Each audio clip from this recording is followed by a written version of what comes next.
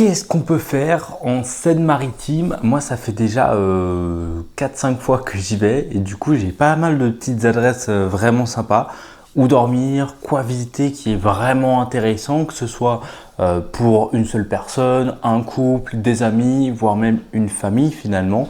C'est ce qu'on va voir dans cette vidéo. Je vais donner pas mal de petites bonnes adresses, donc c'est parti. Déjà, on va commencer par les basiques, grosso modo. On a Étretat, donc qu'est-ce qu'il y a à voir à Étretat? On a la maison de Lupin, on a la ville qui est très jolie à regarder, la plage, les falaises à visiter. C'est une petite randonnée qu'on peut faire même avec des enfants.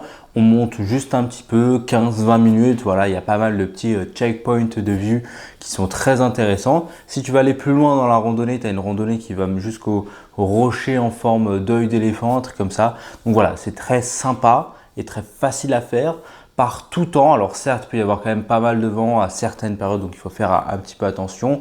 Mais peu importe s'il fait beau ou pas, ça reste très beau à voir. Et on a de l'autre côté de on a d'un côté, sur le côté gauche, on va vue mer. Côté gauche, on a la balade principale à faire. Et côté droit, on peut remonter un petit peu. Et là, on a l'église, etc.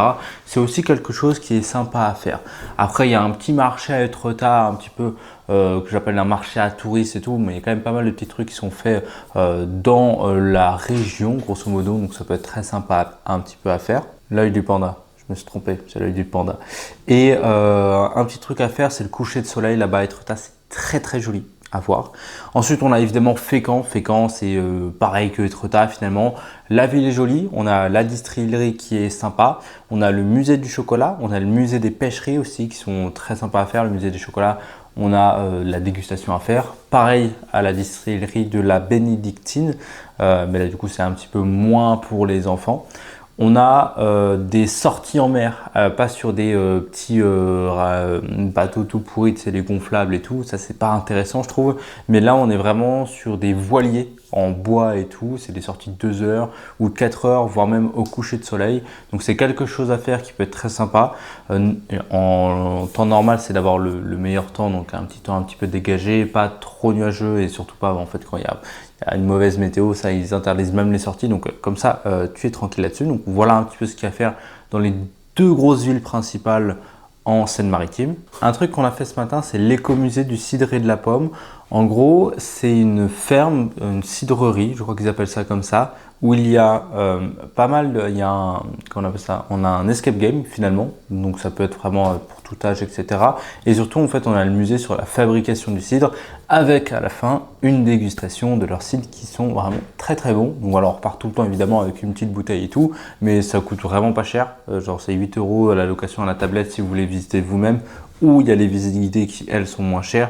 Mais voilà, donc c'est vraiment sympa à y aller, et suivant les périodes dans lesquelles vous y allez, vous pouvez assister en fait à différentes étapes de la production du cidre, donc la mise en bouteille ou simplement quand ils récupèrent les pommes, quand ils les écrasent, etc.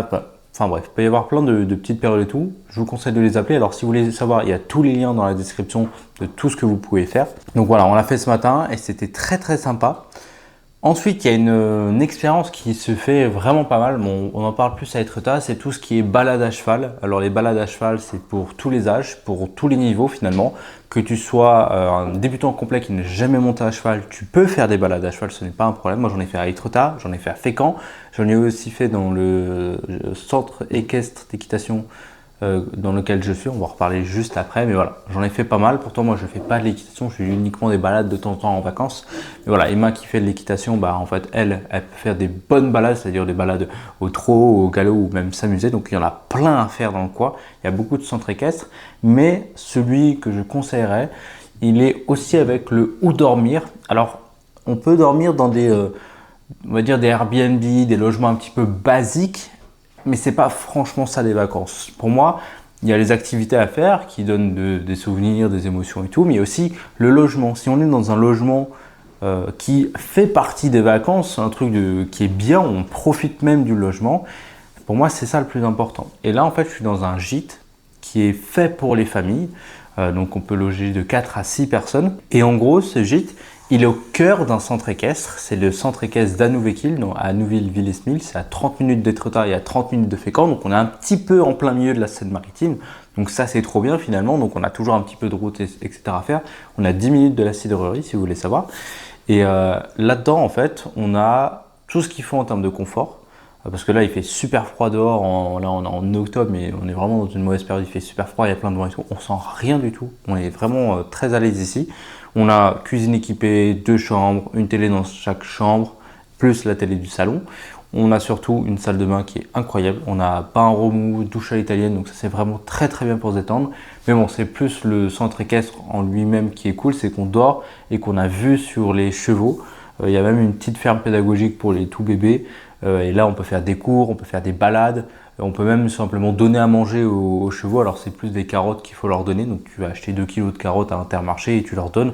Ça fait toujours un bon souvenir à avoir plutôt que d'avoir un logement un petit peu basique qu'on peut avoir un petit peu partout en Seine-Maritime. Donc, si tu es intéressé par le gîte, tu as le lien dans la description. Il y a aussi un petit peu des tiny house aussi dans ce centre équestre-là. Ça, on en a fait d'autres vidéos sur la chaîne YouTube. Mais pour l'instant, le gîte, c'est pour moi le préféré. Surtout dans les périodes où il fait un petit peu froid, voire même chaud finalement, parce que le gîte quand il fait trop chaud, on crame assez rapidement, on a vite très très chaud à l'intérieur. Donc voilà pour cette vidéo, tu as tous les liens dans la description, dont les hébergements, le gîte et les tiny house. Si tu veux y aller, dis-leur que tu nous appelles de notre part, c'est Marie la proprio et c'est elle qui gère le centre équestre, les gîtes, etc. Et si vous voulez faire des cours, demandez Manon pour les cours d'équitation, elle est très bonne coach. Nous à chaque fois on la prend et c'est vraiment génial. Donc voilà. Fin de vidéo, je te fais de gros bisous. Si tu as d'autres idées un petit peu de visite en Seine-Maritime ou des trucs que j'ai pas mentionnés, parce qu'il y a le musée de l'escargot aussi qu'on n'a pas fait forcément. Il y a le vélorail qui est une activité un petit peu sympa à faire. Et j'ai oublié, il y a aussi Veul sur Rose. C'est une ville qui est hyper jolie à voir. Un des plus beaux villages de France finalement.